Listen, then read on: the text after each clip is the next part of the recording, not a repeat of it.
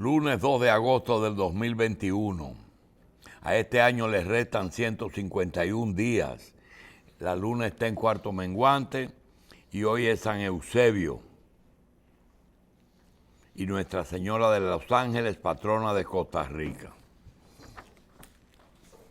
Un día como hoy nacieron Lourdes Altagracia Camilo y Redondo, pianista. Dionis Alfonso Sánchez Carrasco, senador del PLD de Pedernales.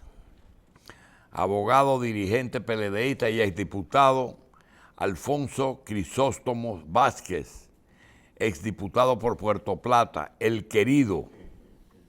Diógenes la Antigua, el hombre de la segunda base.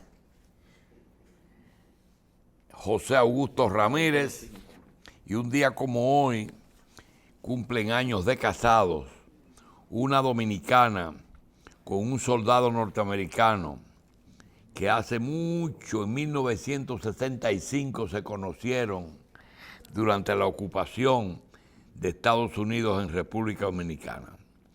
Verlin Craven. Verlin Craven casó con Milagros del Castillo. Y Ginebra, la señora de los miles y miles de primos. Abrazo a Craven y a Milagros. Un encuentro fortuito que ha durado décadas y décadas. Bien, vamos a decirles que, miren, tenemos por ahí un video que pone de manifiesto. ¿Lo tenemos o lo dejamos? Míralo Ahí está. Ah, páralo. Páralo ahí. Ay, coño. Miren, ¿cuánto vale el show? Fue un programa que producía Johnny Ventura. Búsqueda de talentos. Hace mucho. Y como todo el mundo anda escarbando cosas de Johnny, apareció una persona que fue presentado en ese show. Quisiéramos que el amigo Kelvin Trejo pueda localizar una imagen de Yomare Polanco hoy para luego poner un participante en cuanto vale el show que era jovencito y tocó la malagueña, creo. No, y tenía un aspecto muy contemporáneo para el momento en que con apareció. Su afro y todo. Sí. Pero lo interesante es ver cómo un hombre ha tenido tanta presencia en tantas áreas diferentes. Actualmente ejecutivo de una farmacéutica, representante, fabricante de fibracina. Ayer aparece que va a iniciar la construcción de una industria farmacéutica amparada en la ley de la frontera. Fue candidato a diputado de ultramar y está todavía reclamando su triunfo. Estudió en la Unión Soviética en los años 80 y 90, ingeniería química, con un doctorado, y produce un programa político musical, pero resulta que también participó en Cuánto Vale el Show. Vean a Johnny Ventura presentando a Yomare Polanco y que nos den audio. Viene acompañado de Johanny, que es una conejito guitarra, y de su propia guitarra. Te dejamos en compañía de tu guitarra para que nos muestre qué vas a hacer en Cuánto Vale el Show.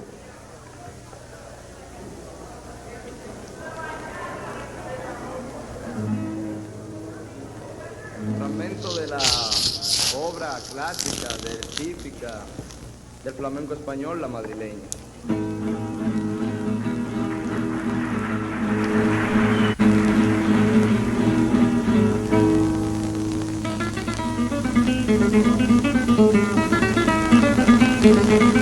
Thank you.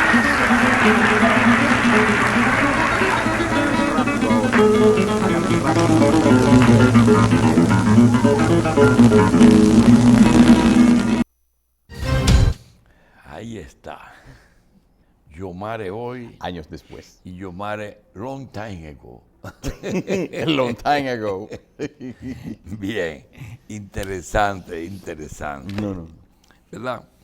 Bien. No, pero espérese, ahí se demuestra que la virtuosidad de él con la guitarra no es fruto de su momento de ocio, sino que viene de muy atrás, definitivamente. Es que él es profesional de todo.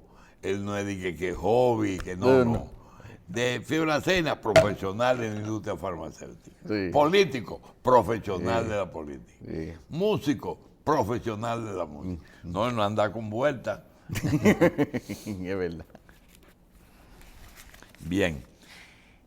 Fue de los graduados en la Unión Soviética que Estados Unidos le dio apertura y le dio visa a muchos graduados que fueron sin ningún problema a Estados Unidos y se desarrollaron allá. Bien, señores, el sepelio de Johnny Ventura fue un hecho sin precedentes aquí en una persona, ya lo hemos dicho, y ya pasó todo. Vamos pues a proceder a decirle que tenemos la presencia de fiebre porcina africana.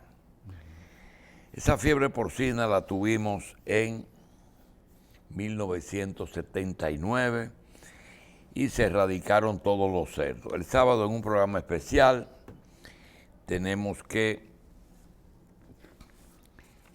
el doctor Orlando Sánchez Díaz y un grupo de veterinarios advirtieron los detalles del tema.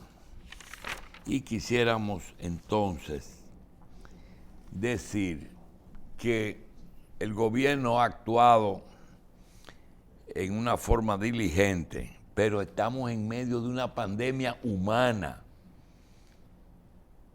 Apareció primero en la frontera. Aparecieron algunos casos en Puerto Plata y ahí se hizo un cordón. El problema es que ha aparecido en Sánchez Ramírez, que es el centro de la isla. Entonces ya se pone a pensar en una epidemia nacional, en una industria que sin ninguna duda casi superó a la carne de res. Llegó un momento en que la cantidad de granjas de República Dominicana llegaron a tener 5,000 a 6,000 madres y estaban haciendo unos ejercicios de multiplicación de 5,000 madres, 2 partos como mínimo al año, con un promedio no de 8, no, de 5 cerditos. Eso estaba dando que si nuestras matemáticas no nos fallan, usted multiplica 5,000 por 2 y le da 10,000 partos en esa granja. Y si multiplica por 5 cerditos, son 50,000 cerditos que nacen en un solo lugar. Y quiero decir que en República Dominicana hay más de 5 granjas que tienen más de 5,000 madres. Eso, meterse en una eliminación, en un plan de emergencia contra la fiebre porcina a nivel nacional, habría que hacer un inventario de granjas. Pero ese no es el problema, eso es fácil, porque una granja tú la puedes proteger. El problema es la cantidad de cerdos domésticos, que dio un trabajo enorme eliminarla otra vez, con la resistencia de los propietarios. Señores, parece una broma, pero a veces un cerdo en una casa de pobre casi es un pariente, y arrancar ese cerdito para eliminarlo. ¿Perdón? Dice, Tanto es así, ayer se lo decía a la gente, que la mejor muestra de ahorro es un cerdito. ¿Cuál es el símbolo del ahorro? Una alcancía con forma de cerdo. Ese parto o esos dos partos que tiene esa cerda que le dan hasta la comida de la casa. no, pero todavía hay gente que recoge en el barrio las sobras para llevárselo a un animalito. Mire, cuantificar esa eliminación es difícil, por no decir imposible. Ahora, no estoy hablando del 79. Y otra cosa, ¿quién dice que en la frontera hay una posibilidad de controlarlo de ambos lados? Y el cerdo cimarrón, el cerdo que se alza, el cerdo que anda suelto. Miren, eso, hacer un inventario, porque ya el presidente anunció que se le van a pagar a precio de mercado los cerdos a los productores donde apareció en Cotuí. Pero eso no se para ahí. Ustedes saben que Hipólito Mejía era el ministro de Agricultura cuando encargó a Orlando Sánchez Díaz de la campaña. Fue un funcionario nada más para eso, localización y eliminación de los cerdos. Antonio Guzmán se ocupó, ellos tres, de la eliminación. El resultado fue magnífico, se eliminó y hoy tenemos una industria del cerdo que solamente el pensar que eso hay que proceder a eliminarlo, eso es un problema enorme. Ahora, hacer el inventario en granja, fácil. Los de las casas, difícil. Los de Haití, más difícil. El costo total, imposible. El costo total, imposible. Y otra cosa, esos cerdos que nacen obtienen en 3 o 4 meses los 90 kilos con alimentos. Es decir, que un cerdo que nace en el mes de enero, ya antes de junio está de venta. Y si no se vende, produce pérdida, come más de lo que va a producir de beneficio. Esa es una industria muy compleja. Y además, el ganado vacuno, es decir, la vaca, que hay que mantenerlo por la leche, es un alimento complicado, porque primero ocupa mucha tierra, el cerdo no. El cerdo es confinado. Consume, es contaminante. Es muy contaminante. Entonces, ayer pasó algo parecido que hiciéramos aquí en este programa. Charlie Mariotti,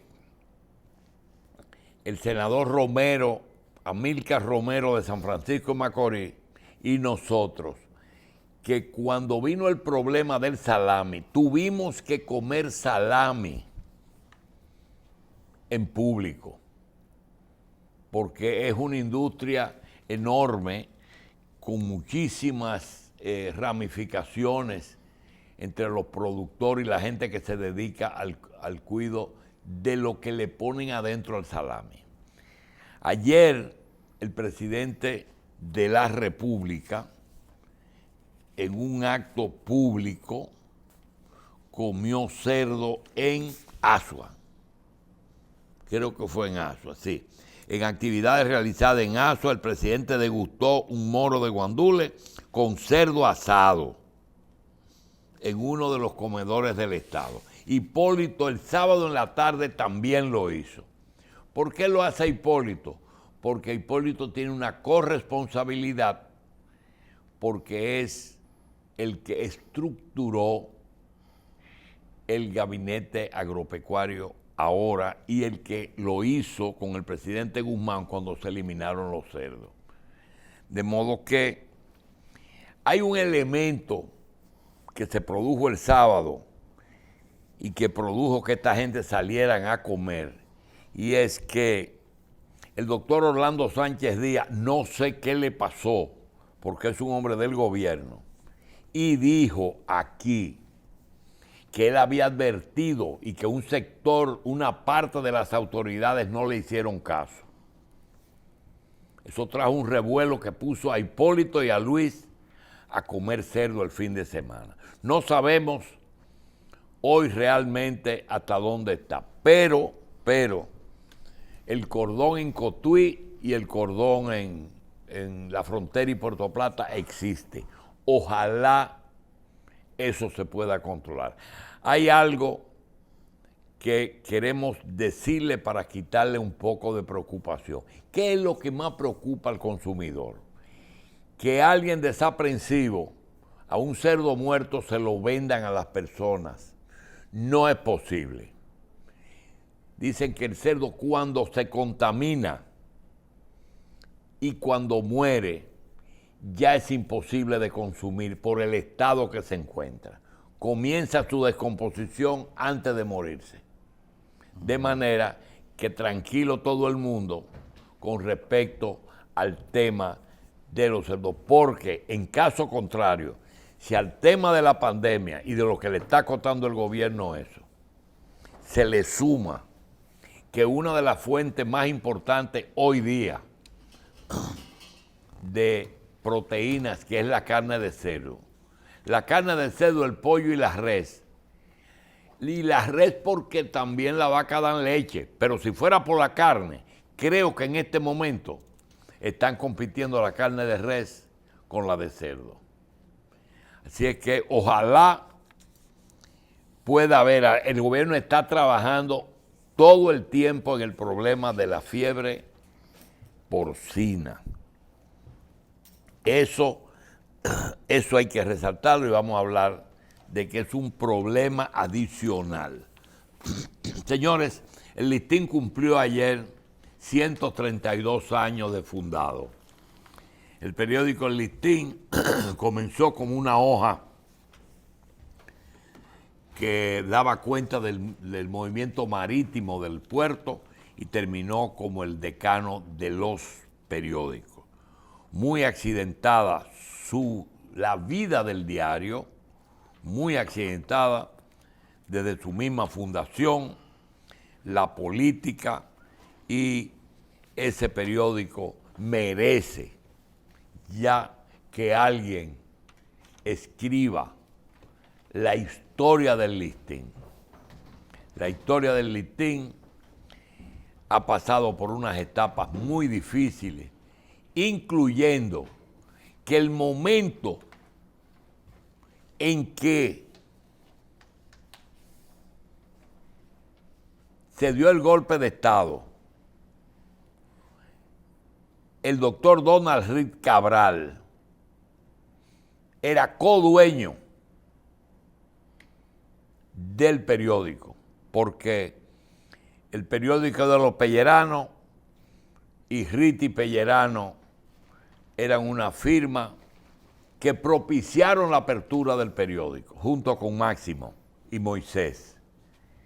Pero pasó que Rafael Herrera mantuvo la línea constitucional del periódico, a pesar de que su copropietario era golpista. Y eso no se ha resaltado aquí. Mantuvo y fue cuando más creció. Señores, hay que felicitar al Listín. Hoy, cuando uno dice, ¿quién maneja el periódico? El director, con todo el poder de un director, lo es el periodista Miguel Franjul. Miguel Franjul. Miguel Franjul y Bucareli. Periodista ya de vieja data, porque Miguel Franjul ya es un hombre de muchos años de periodismo. Y quien preside el periódico es Manuel Corripio Alonso, hijo mayor de Pepín. Quiero decir que a pesar de que primero compraron un porcentaje del periódico, luego terminaron de comprar la mayoría, el periódico está en manos mayoritariamente de Manuel Corripio. Pepín es un gran socio, los Corripios son grandes socios y quisiéramos hoy felicitarlos porque gracias a ellos ese periódico se mantiene después de la toma del periódico por parte del Banco Central como un activo de Baninter. El periódico sigue siendo el decano de los diarios dominicanos. Esa actitud de Corripio se pone de manifiesto en un comentario que nosotros hiciéramos ayer sobre una situación inaudita, increíble, absurda, y es que aquí no se ha evaluado verdaderamente la crisis. Señores, los horarios se redujeron, aquí se trabajaba hasta las 5 de la tarde solamente. Todavía aquí las personas, usted habla con ellas y no sabe quiénes son porque tienen su cara cubierta.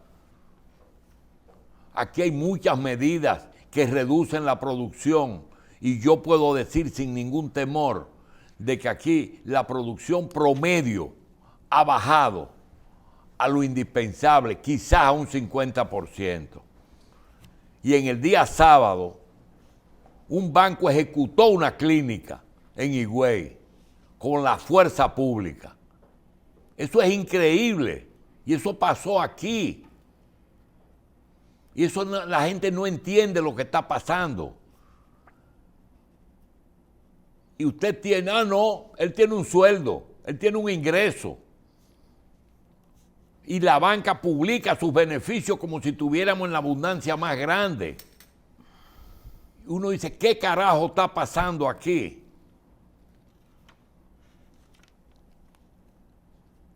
Y cuando uno analiza el caso de Higüey con un doctor que tiene un hospital que construyó con créditos, que le debe un porcentaje a amigos y a personas que le prestaron dinero, y el otro porcentaje se lo prestó un banco, en que cuando las cosas estaban bien de 42 millones que le prestó el banco, llegó a pagar 10 religiosamente. Cuando llegó la pandemia debía 32 y por 32 lo están ejecutando.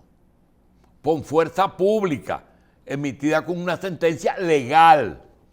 Pero a la justicia no le importa, porque tiene una hipoteca, tiene un atraso y está la ejecución. Pero ¿cuál es la verdad? La verdad es que nosotros estamos viviendo un momento difícil porque aquí hay personas que están haciendo de buitres, están rondando vaca muerta para comer carroña. Y quiero decirle a la persona que anda detrás de ese hospital y que está dándole manigueta al banco, que él no se va a juntar con ese hospital, que cuente con eso. No se va a juntar. Puede que lo ejecuten, pero esa persona no se va a quedar con ese hospital, porque eso no es justo. En medio de una pandemia, y a dar manigueta con el poder político que tiene y económico para que ejecuten un hospital en Higüey, se equivocó, mi amigo. Eso no puede ser. Entonces, eso no es nuevo. la carroña y los carroñeros, que hay capitales de carroñeros. No es raro que una persona con problemas económicos vaya a donde alguien que puede adquirirlo y el otro diga, bueno, yo te compro por el precio de lo que vale. Eso es muy común. Pero propiciar esas situaciones, ya eso es otra cosa.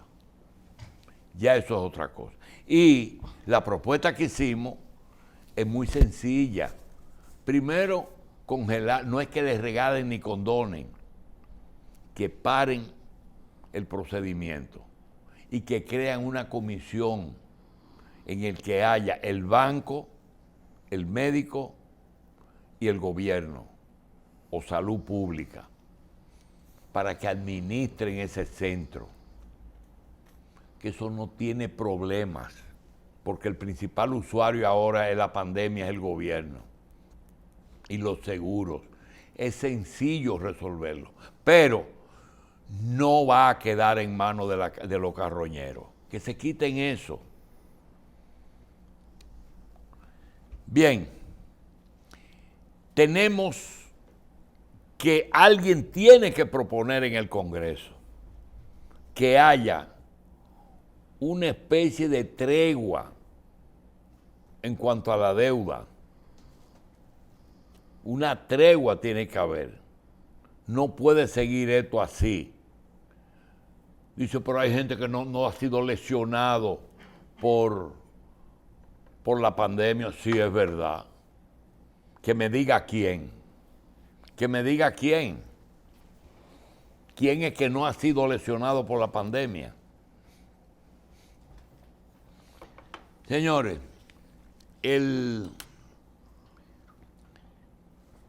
no me voy a cansar de recomendar que no nos pase con mucha gente que tenemos de valor y de valía lo que nos pasó con Johnny, que nos dimos cuenta que teníamos un gran dominicano y tuvimos que esperar que muera para uno darse cuenta. No había un antecedente de una persona que haya sido muerto aquí y que se le haya hecho el homenaje que se le hizo a Johnny. Y un hombre que participó en áreas muy conflictivas como la política, muy conflictiva. Sin embargo, Johnny se fue con olor a santidad. Nos pasó anteriormente con Miguel Coco, se nos fue con olor a santidad. Nadie se le ocurrió una palabra en contra de esas dos personas. Aquí todavía hay personas de valía que nosotros o vivimos atacando o no hemos percibido que es una persona que está aportando al país. Ojalá que no tengamos que esperar que se muera para tenerle que hacer el homenaje que se le hizo a Johnny Ventura ayer. Lo digo porque nosotros tenemos, y más de una docena. Ayer mismo, cuando comentábamos el tema de la clínica, hablamos de carroñero. Miren, a los ricos de aquí les sirven en bandeja proyectos. Y hay algunos que no les gusta. Yo recuerdo cuando la capitalización de la empresa pública, yo le dije a Menéndez, a Papo y a Martínez Lima, ¿por qué ustedes no van al gobierno y se encargan de los ingenios del Estado? Porque ustedes son los que tienen la cuota y son los que saben manejar. Dice, tú estás loco y nos vamos a meter en ese asunto para que nos crucifiquen. Ni regalado lo queremos. Ahí está el resultado. Cuando nosotros dijimos, si el Estado es responsable de los depositantes de Baninter, ¿por qué Baninter no pasó al Banco de Reserva? No, porque eso tiene que pasar al sector privado. Ahí está. Ahí está. Y Vicini, la cantidad de ofertas que se le llevó a Yanni, de gente que le ponía a su empresa, mira, cógela. No, señor. Corripio no quiere ni nada que tenga que ver con ejecución y con ventas de vaca muerta. No, le llevan en bandeja de plata para que haga lo que... bueno, ahí está el caso de la Americana. Prefirió hacer su propia ferretería y no tomar una ferretería que tenía con ellos una deuda impagable. Y posible hoy fuera el dueño de Americana sin ningún esfuerzo. Y no quiso, porque su naturaleza no es esa. Los Vicini son iguales, le llevan en bandeja las cosas. Ellos cometieron un solo error, pero fue porque pusieron un administrador extranjero, que fue el caso de Planeta Azul. Y el país debe saber lo que pasó en Planeta Azul. Porque cuando tú tienes bienes que sobrepasan las cifras que tienen ellos, ya ese dinero ya es tan grande que no le cabe en los bolsillos, es del país. Y es bueno que esa historia se conozca. Cuando José Santos Taveras, un economista que fue administrador de la fábrica de cemento, fue ministro de Hacienda y fue gobernador del Banco Central, parece que le hizo un favor a Gianni Vicini. Oigan bien, le hizo un favor a Gianni Vicini.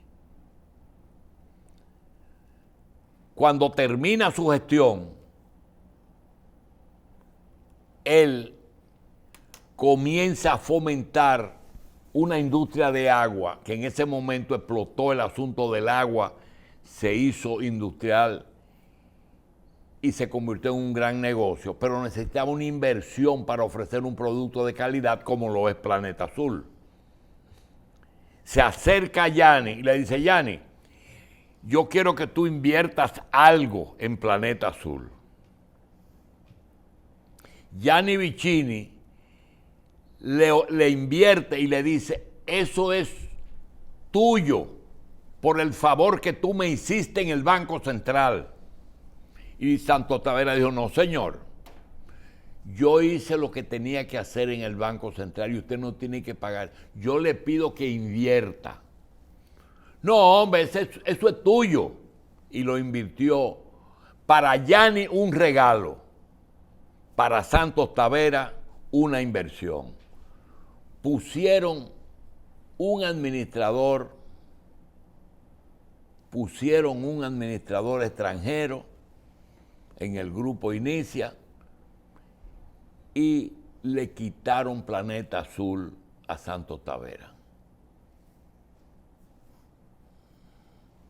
Eso fue el único error que cometieron ese grupo, porque no le pasaron, como murió Gianni, ese episodio lo conocimos por Gianni. Entonces, esos son los problemas de los buitres que andan rondando. Mira allí aquel me trajo esto. Ustedes no se imaginan el por qué nosotros siempre hemos defendido a cierta gente aquí. Aquí hay personas como Ramoncito Báez Figueroa, que en verdad, tomó dinero del banco y lo prestó en unas condiciones que las regulaciones no le permitían. Es verdad. Pero usted sabe que eso fue un banco de desarrollo. La cantidad de personas que nunca lo defendieron ni salieron a su defensa y que él salvó. Eso nadie lo conoce. Solamente el banco Marcos Baecoco, doña Vivian y el afectado. Señores, vuelvo y le digo lo que decíamos una cosa es lo legal, otra cosa es lo justo y otra cosa es que el dinero no tiene familia. Y el agradecimiento sí debe de ser eterno, pero en negocio no es, y en política es. Usted sabe uno que está por un camino de que parece que es demasiado agradecido, el presidente de la República. Ese agradecimiento que Luis Abinader tiene con aquellos que hicieron posible el triunfo de la llegada de él a la presidencia de la República, yo creo que ya basta de agradecimiento. Ya él tiene que ser igual para todos, demasiado agradecido. La otra es una situación que está atravesando España increíble. Señores, en un solo día, dos países que España ocupó en algún tiempo, pero hace mucho, específicamente Perú y Marruecos, le ocurrió algo a España que le vamos a dar lectura a algo que nos sorprendió. Una es el rey de Marruecos, en su discurso de ayer, lo que hace es que le cae arriba a España y le ofrece toda su solidaridad a Argelia. Pero lo grande fue lo que pasó en Perú. Invitaron al rey a la toma de posesión de Pedro Castillo. Y ahí mismo le arremangan a España. Le pasaron recibo. Señores, eso no tiene precedente. ¿Por qué lo invitaron si lo iban a atropellar? El colmo es de todo que sí, que el que hace las invitaciones, yo creo que el que hay ¿cómo se llama? El que va saliendo. Un antecedente de que en Perú hubo una época de terrorismo con Abimael Guzmán. Y eran los Senderos Luminosos. Pues resulta que él ha puesto un gabinete con la gente de Sendero Luminoso. Y eso ha traído en la derecha peruana un lío del carajo. Pero en medio de eso, invita al gobierno de España y le manda un viaje al rey en su presencia. Y en su presencia. Aquí nosotros tenemos aquí está. Señores, óyeme, la mejor herencia que nosotros tenemos es el idioma. Óyeme lo que escribe Pedro de Tena de ese episodio. No me faltes al respeto, que yo no soy cualquier cosa. Yo soy el acusado. Oye, Sí. a mí no me falta el respeto, que yo soy el acusado. Se indignaba Cantinflas en una de sus grandes películas. Ahí está el detalle. El director lo realizó Bustillo Oro en 1940. Pues sí, los acusados tienen y tenemos que exigir respeto. Los españoles, porque se trata de España, tenemos que reclamar y reclamarnos respeto. Lo ocurrido en la toma de posesión del histriónico nuevo presidente del Perú, Pedro Castillo, señalado por numerosas irregularidades electorales y definido por su nombramiento de senderista luminoso, Guido Bellido como presidente del Consejo de Ministros, un senderista. No puede aguantarse, ni los españoles ni nuestro gobierno, por miserable que sea, podemos seguir soportando esta ignominia.